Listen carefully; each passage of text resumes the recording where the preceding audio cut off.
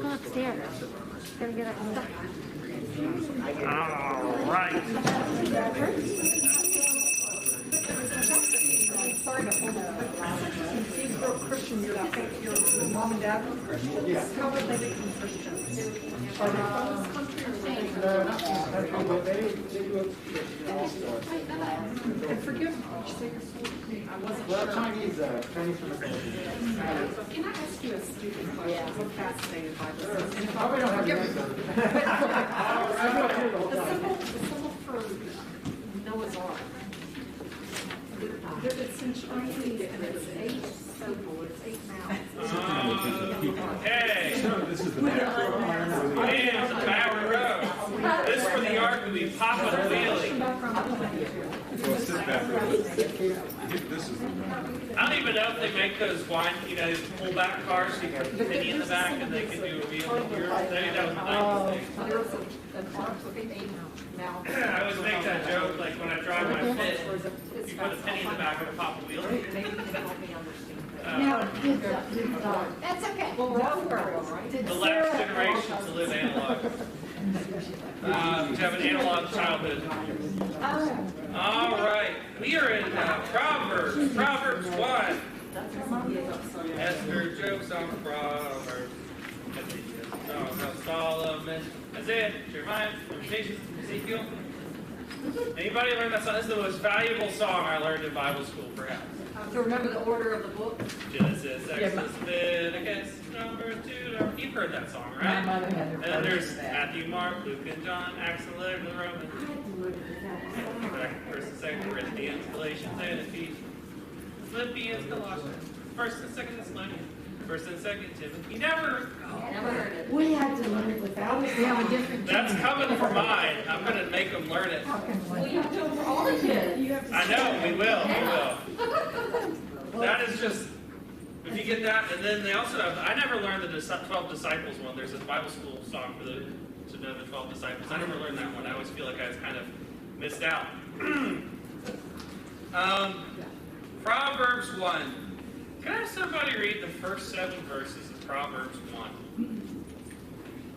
The Proverbs of Solomon, the son of David, king of Israel, to know wisdom and instruction, to perceive the words of understanding, to receive the instruction of wisdom, justice, judgment, and equity, to give prudence to the simple, to the young man knowledge and discretion.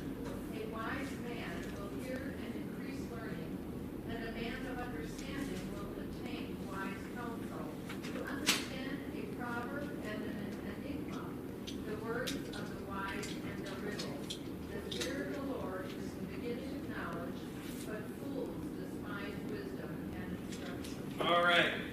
We're opening the book. What an opening. I just love it. This is a good book. It's kind of like when books introduce themselves to you. Right? Herein you will find. Open me and you will benefit. That sort of thing. Old books have that, and Proverbs has that in spades. A couple themes just to think about already in this introduction. You have knowledge, discipline, and growth and wisdom. That's kind of what's promised here. There'll be knowledge.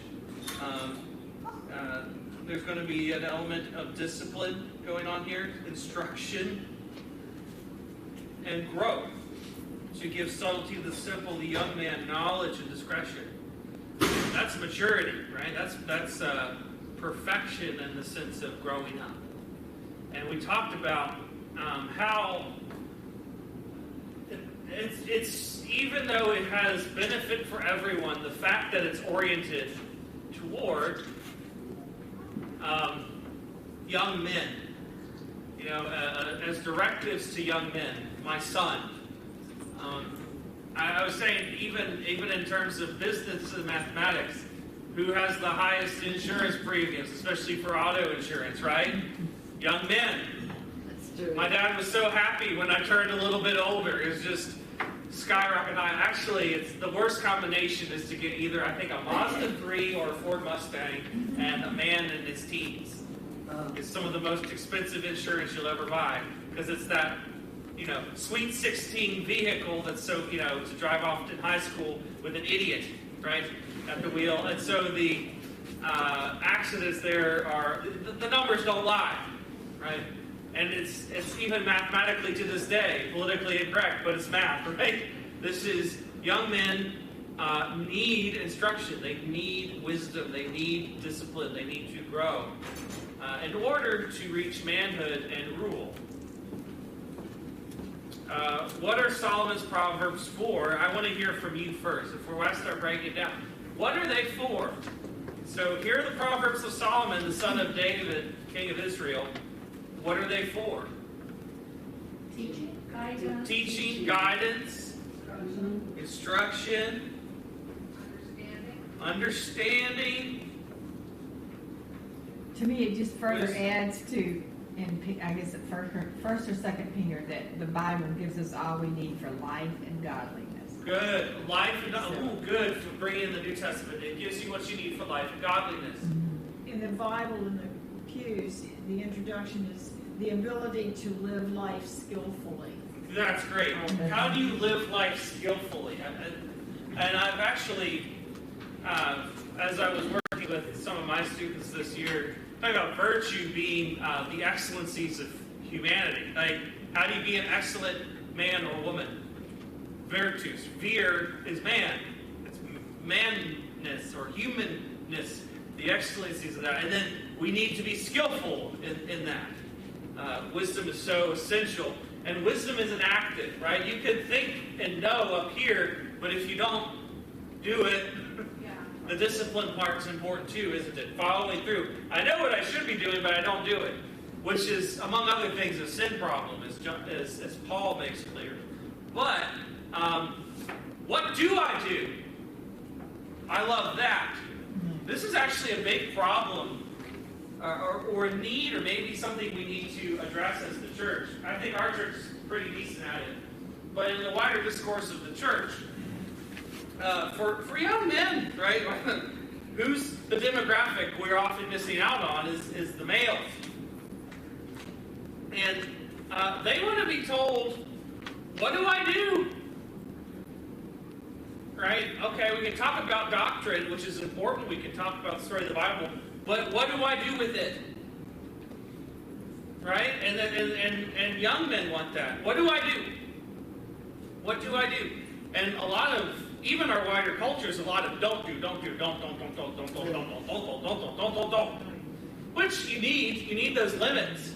But you also need a positive, not just omission, you need something commission, not sin, but good things. How do I do that? How do I live that? How do I get my hands around that and start exercising that? And Proverbs is going to help us in these situations.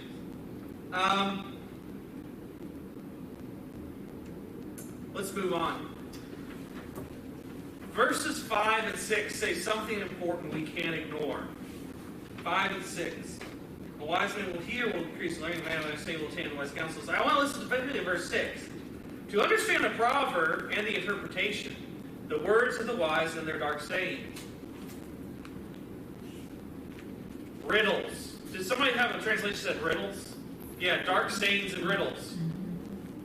Here's the thing that a lot of Christians will hop over without thinking about. We need to, because you'll be unpleasantly surprised as we go through Proverbs.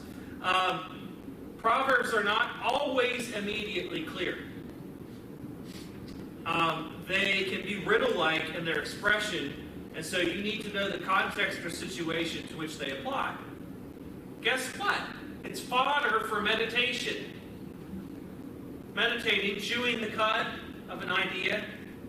A proverb is almost always short, and usually it's clever. Why? Practically speaking, why are proverbs short and often clever, even poetic? So they seem to So you think about it, well, you're missing a link in the chain. How can you think about something? You must remember it. They're short so you can memorize them. Oh, yeah. I don't need to be certain. I mean, I forget that too. Right? We live in a time where memorization is scoffed at. Look, I got my external device. I'll just put it all on there. Well, this isn't your mind. This is, you have your mind. And you have to use that. And one of the ways to use it is that memorization, right? You look at older schooling, it's memorization, especially for the really young. They're not at a point where they can put the building blocks together very well or do a lot of things. Like when you start hitting high school, then they start asking the why questions. They want to argue their way. But even then in high school, right, I don't do a lot of open discussion in my lit class because they don't know anything. High school, they don't. Now I'll ask very specific Socratic questions so they can learn to understand a text and to interpret it rightly. I think I might be the only lit teacher they ever had say, no, that's a bad read. I don't care how it makes you feel, it's a bad read.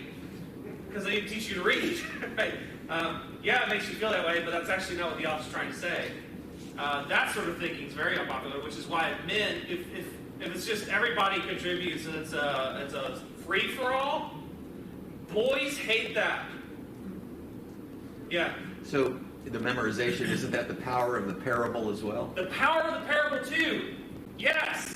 When Jesus gave Proverbs. Remember, even in today's lesson, now there's a time coming where it's not going to be in Proverbs or in dark sayings. And the disciples like, oh, now you're not speaking in Proverbs. Now you're not speaking this dark cryptic sayings. Right? I'm going to go away. Right? I came from the Father and I'm going to go away. Like, what is he talking about? And then it happens. Right? 20/20 hindsight. But also, Jesus opens your mind by His Spirit. But why I was going off on that is there is a truth to be found there. It's not Plato. It's memorized, it's applicable, and it actually means something. It's not whatever you want to make it to mean, which is actually why Proverbs are wonderfully stubborn things.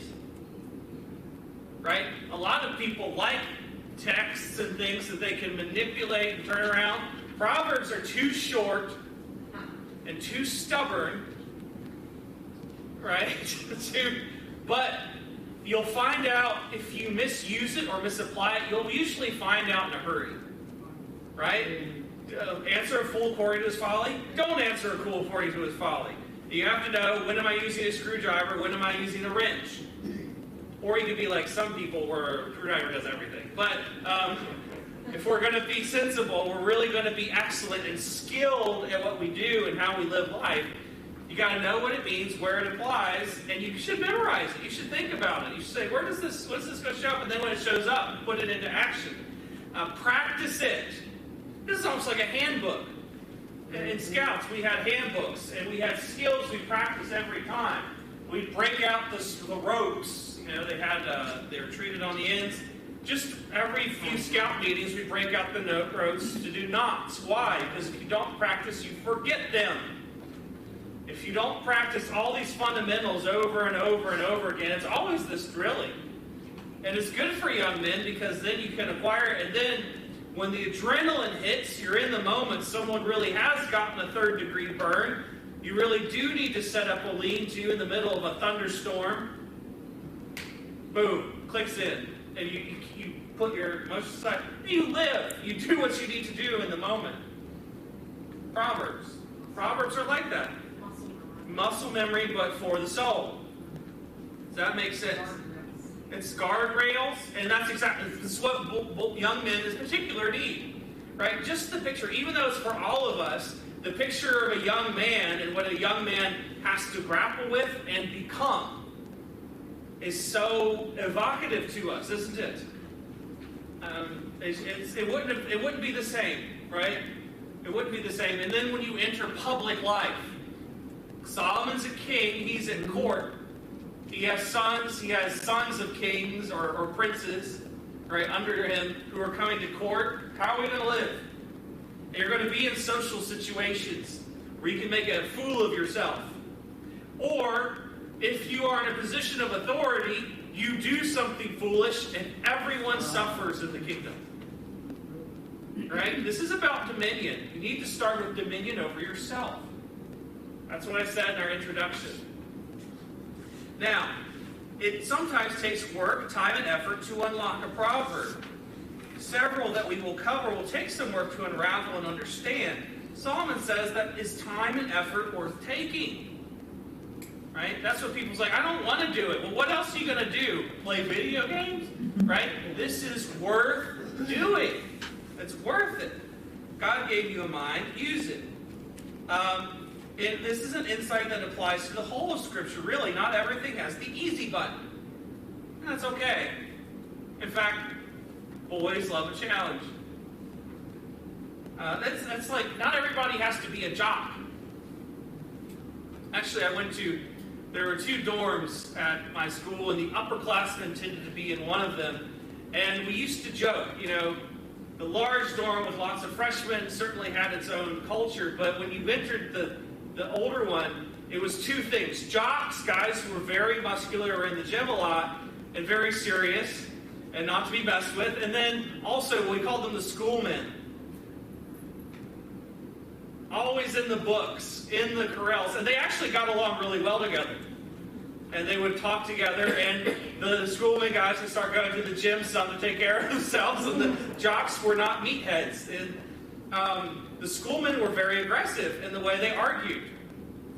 Well, we didn't all call them that. That was just a simple way I would categorize them. Is late night, 1 o'clock, 2 o'clock, discussing something that was important and not sparing feelings too, because it's young men. But it was a good thing. It made them sharper, right? Iron sharpening iron. You see it in gym situations with athletics. The iron sharpening iron. You see it with the mind. You see it spiritually too. When men are together, regardless of their gifts and vocations, trying to pursue discipleship, it's a beautiful thing.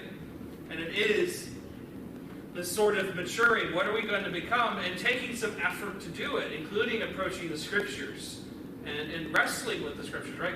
Israel's name means wrestle, right? Wrestling with God in prayer and in, I think, the studying the Word. But also, on the flip side, isn't Solomon also saying he's offered simple, understandable, applicable answers to really complex, difficult, thorny issues or questions? Solomon, this is from a quote. Solomon continues the ascent in Proverbs 1:6 by assuring the reader that his proverbs were able to teach us to understand wisdom in its most enigmatic forms, just as Solomon could solve the perplexing riddles that the Queen of Sheba posed to him. We didn't read this last week. I kind of wanted to. We only had so much time. When the Queen of Sheba comes to Judah, comes to Israel to meet Solomon, what does she bring? She brings some gifts, of course, but what does she have? What's her business? What's on the agenda for her visit? Gain wisdom, and what does she do? She asks questions. Really hard, complex questions. And Solomon answered her, and she marveled why. He had the answer, but how simple the answer was. Yeah, Jesus is the same way. Right, and that's what any masterful teacher, any scholar that's really worth his salt, I have noticed, is they can break down a very complex issue and then give you the simple, there it is. This is what you actually do with it. Right? It's not always, I don't know the full essence of the thing, but here's what you do with it. And, there's a growth there in wisdom, because when they're really wise, what they have to offer is actually incredibly simple. And almost, it has more applicability. Jesus was the same way. They didn't come with a really thorny, complex theological or ritual question. Right? And what does he always do? I love the one with the coin. Right? They basically hand him a lit stick of dynamite. Because there's the ultra-nationalists on one side that won't want to pay the tax to Caesar. And there's like the toadies who are all about you must pay your tax to Caesar. And there's kind of an idolatry, right? Because right on the coin, it basically says Caesar is Lord. right? This is idolatrous thing, and it shows that Rome is over Israel. It's just really a hot potato. And they hand it to Jesus. He said, whose face is on it? Yes. Let him have it. And then what else? Render God what's God's. Let's keep and he keeps the eye on the ball, doesn't he? It's very simple. Boom, boom. Because Jesus is like Solomon 2.0, isn't he? He always has that. He basically offered to divide the baby. Didn't he? Same symbol. Right. Cut the baby in half. What? And then immediate clarity. That is what wisdom does. It's not always, ooh, it's actually, there it is. And that's why a lot of men I respect, and women, the really experienced moms or grandmoms, there's what you need to do. And it's usually right, right? That's wisdom. That's how to live life skillfully. Also, let me put it this way, take this home. Proverbs is a great place to start and never really finish. Proverbs is a series of wise sayings for a wide audience. The young and simple, did you see that in verse 1 through 4? 4. Give subtlety to the simple, a young man, knowledge and discretion. To the already wise, 5 and 6. So you have young, simple, old, wise, and knowledgeable. Benefit for you, all of you. The book, this is from a commentary, the book presents itself as for everyone willing to learn, but not for the fool who will despise what it offers. Right? If you despise what this book offers, you're not going to get it. I don't care how old or young you are. This is what's also interesting. This is what it made me think of. I play cello, my brother plays organ, and in both of those instruments, there's a certain point where you stop going from beginner, where you're just barely learning to use the instrument notation and playing on cross buttons, to where you're going to get pushed to be intermediate. Can I put it that way? There's a step, and it's a bigger step where it's not something little cartoon characters in the music book. It's not simplifications. It's the real thing by a real composer that you have heard of. And you're going to play it. And what usually starts for cellists and for organists is Bach. My brother started playing fugues.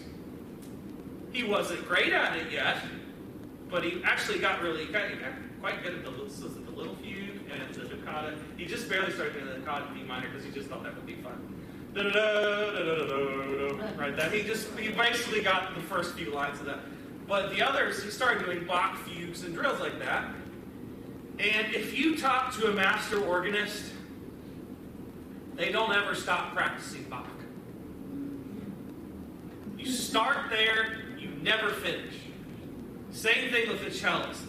You start doing the 6 cello suites. Right? You've heard that song, right? That's the first one. That's the prelude, the first part of the first cello suite. There are 6 of them, and they have several parts to each. You start at a certain point. You got to start there. Guess what? You never leave, and in fact, it's often a magnum opus of a great cellist to master the whole set. And often it's at an older age where they'll finally record it. Wow. How long has Yo-Yo Ma been performing as an artist? A long time. He's not old, but he's getting up there where he's seasoned and mature. He's getting gray hair. He's in his 50s, isn't he? 50s, 60s. Right? And Yo-Yo Ma's been around for a while. And he's played parts of the cello suites. But it isn't until the last few years who's actually recorded the whole thing. Didn't he just recently record the whole thing? And Mrs. Slaw, Professor Probich would be one who he was sickly, talented. I play your theory. Yeah. Hillary Hahn's first, second recording. Right. She's like 16. Right. She'll blow it out of the water. Is the bottom. Right. So it's not as hard. Right, because you start there, she's never going to outgrow them. She never will. But then you have Nathan Milstein that records when he's like in his 40s or something. You have people in the 40s. And then he re-records when he's like in his 60s. And they do that.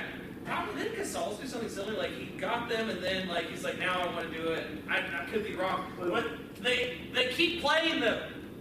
Right? They never say, well, I've mastered that, never got touched again, because it's always challenging them. There's always something is new. There's always something deeper there. They're always mining it, because there's such a depth of richness there, right? You start there, and it'll get you up to a certain level. Let me put it that way. But isn't that the same with the Bible? That's exactly what I'm saying. That is exactly what Proverbs is like. You start reading Proverbs as a young man, you will never outgrow it. Because you'll start finding deeper and deeper and more relevant and more helpful things. And then after you've lived some life, it's like, oh, I know exactly what that's talking about. I've seen it, right? When you're a young person, you're like, I don't know what that's talking about. You will, right? Try to memorize it so you know when it happens. You're in the situation. That's what I'm trying to say, right? That, for me, that made sense, right? You never finish Bob. You start with him to get to a certain level, but even then, you'll never outgrow Proverbs. But it's good to start young. How many chapters are in Proverbs? 30. 31. Oh, that's right. How many days are in a month maximum? I'll let you discern what you might want to do with that. I know people, that's their discipline. One a day. One chapter a day. You don't have to. I'm just saying, ain't that convenient? All right. The fear of the Lord. Let's talk about this. 7. What a keystone verse. 1:7. The fear of the Lord is utterly foundational to wisdom. Right? God-given faith, which fears and loves God, is the beginning, in the sense that it is prerequisite and absolutely essential for receiving divine knowledge. Without faith, it is impossible to please God or know Him. Without faith, the person, no matter how clever, is a fool. It's from Andrew Steinman, Lutheran. That's true, right? You're not going to get off the finish line, really. Because wisdom is a person. And so you can scientifically know, right, your doctor knows you, but your spouse also knows you. All right, the two kinds of knowledge is that familiar, your spouse knows you, and here's the anatomy of your body and what you are, as your doctor knows you. In wisdom, you have to know both. You kind of got to know the what is it, but also who is it.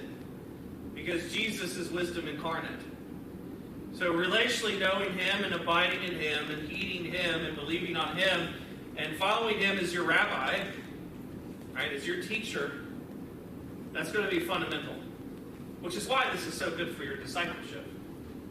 Right? This is why if you don't have discipleship kind of as a really fundamental part of Christianity, you're going to have a hard time understanding Proverbs as well as being a Christian, really. Listen also to this. Let me kind of distill it this way. Proverbs already gives us a warning in 7. There are sorts of people, fools, who scoff at wisdom. And we don't want to be in this category. There is an element of sin, of dishonor and relevance when a soul is like this. It's not just they don't know better. There's something evil afoot. Let me put it this way. Laughing good counsel in the face is a moral problem, not just an intellectual one. There is something immoral about laughing good counsel in the face.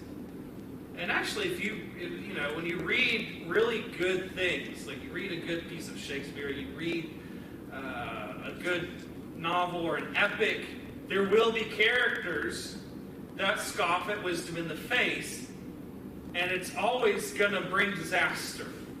And I think the older way of seeing it is portrayed is there's a moral issue here. It's not just he's not bright, right? He's dim as a dead light bulb.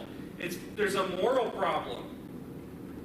I can be dim as a light bulb, but if I listen to a good counselor and actually do what they tell me to do, I'll be a lot better, won't I? This actually goes, again, we're going to see very shortly the importance of the company you keep. Like this is going to be the next section, what kind of company you're going to keep. You can be the sort of person that's kind of, dim, But if you keep good company with people that are wise, you surround yourself, you make friends with the wise, guess what? That's going to help you. That in itself is wisdom you are exercising and associating and seeking out the wise. This is actually something young men in particular should be mindful of. Who are older wise people and who are peers who are wise people, hang out with them. Be friends with them. Don't be going for the cool table. Oh man, is that not a big issue?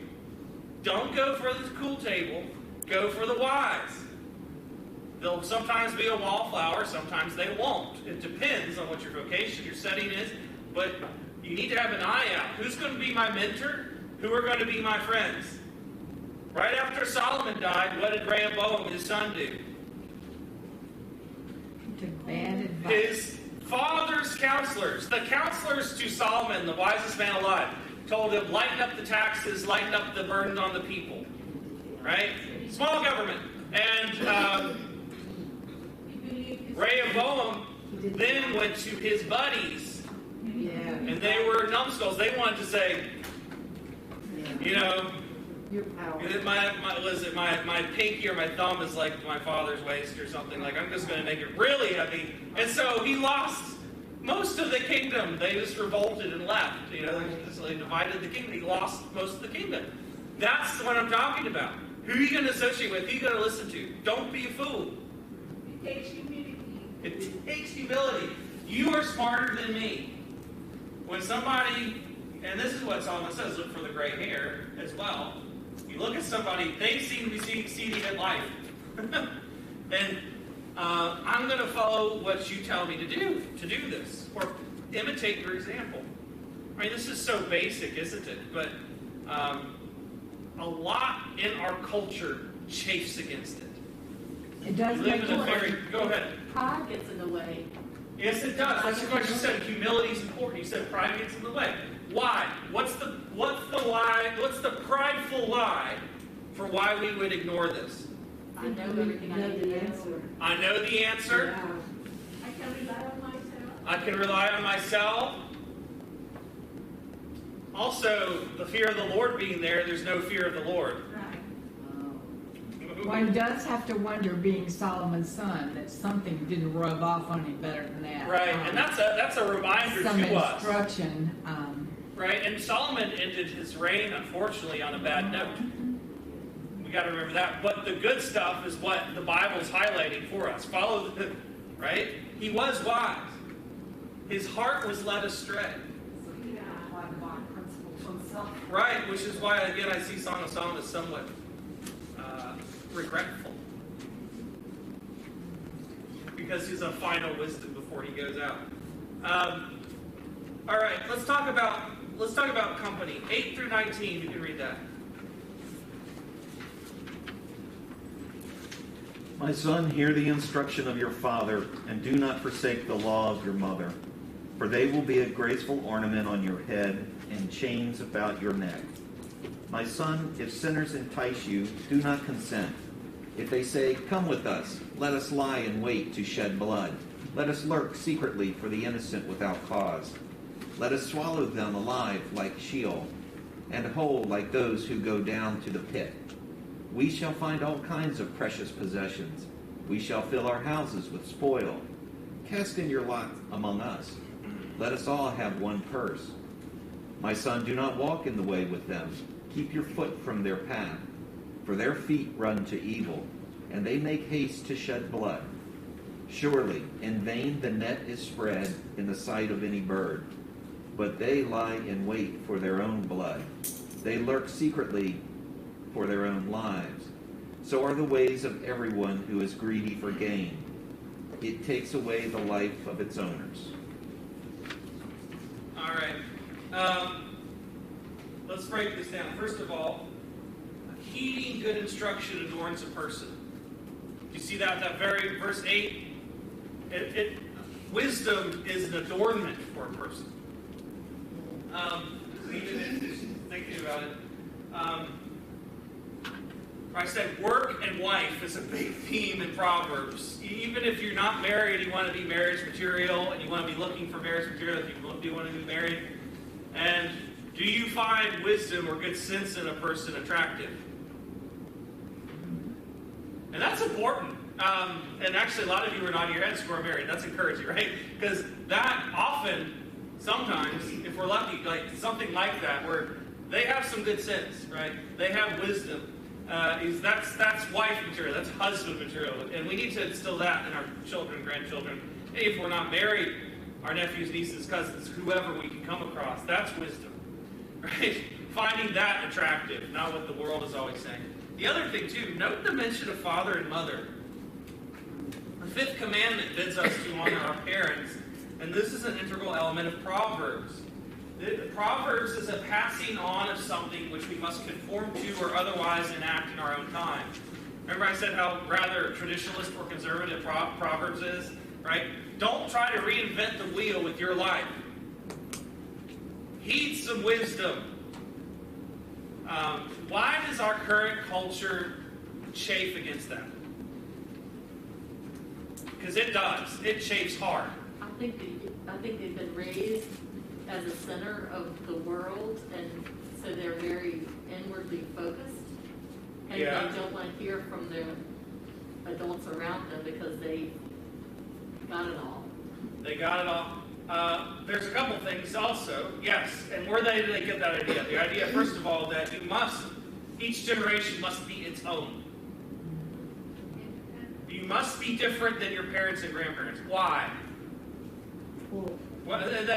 Because here's the thing. The drug we're looking for is called authenticity. If it doesn't come from within myself, generated on my own as an individual, if it's me just carrying on what I received from someone else, particularly my parents or grandparents, it's inauthentic. It's fake. Which is why, right, they lay into the word religion. It's not a relationship, it's a religion. Why does that appeal? Why does that sell? Because it's authenticity. It's a drug. And when everybody's authentic to themselves, they all look the same. Surprise, surprise. It's just what MasterCard wants you to be. Claws come out on this one. I think this is a big problem. It's a consumerism. It makes you vulnerable consumerism because you have to buy your way into your identity. You have to buy the clothes, the shoes, all the right style, and signal on social media and other things what you are, and generate within yourself what you must be. Proverbs is quite the opposite. Here's the truth. Here's wisdom from those who are your betters. There's a word you can't say anymore. Your betters. Your mother and your father are your betters. Even if it's not necessarily your biological parents, your spiritual and fathers and mothers, your betters, the older, what does Paul say? Older women. Mentor the young women of the church. Old men, mentor the young men. We're a new family, and there's wisdom to be passed on, right? I love it when, the generations are broken, and young women are hanging out with old men with young men, and they are mentoring. Because you are going to conform your life according to the wisdom of someone who came before you, including ancient books like this, right? Is what I'm saying. You need to break that. That's the spell we're fighting against. They'll think, well, you're not being really yourself. Be yourself. What a... Disney's poisoned your children's minds, folks. Be yourself. What's myself? What is a self? What is me? What should I be? What should I conform to? When you be yourself, there's no way to act. There's no example for me to follow. How do I do? Well, MasterCard will tell you. Or Disney will tell you. Right? This makes you vulnerable. You want to be free? Conform. Honor your father and mother. That will make you free. The other thing, too, that's kind of American is we really prize innovation. We do want to break things that don't work anymore. And that's just a very American thing. And Satan will certainly take that. That could be a good thing, right? It was used for the 50s. We don't use carburetors anymore, right? It's like, right? Or there's a benefit, there's a cost-benefit analysis to be had, right? I don't want that. We do this now. Okay, right? That's not the end of the world. But it would be the other rules, like marriage between one man and one woman for life until death do them part. And now we're going to do something new. That's foolish. Quite a different thing, isn't it? Choosing between, all-wheel drive as an option versus, right, the very foundation of civilization, right? But we've taken that. Satan has deceived us to take that all the way. Everything must be innovated. If it's old, it must be thrown out, sort of idea. What do you do with ancient wisdom then? You're going to throw it out, unfortunately. Now, The Bible says if it's new, beware. what? The Bible warns us about things that are new. Right, just buyer beware.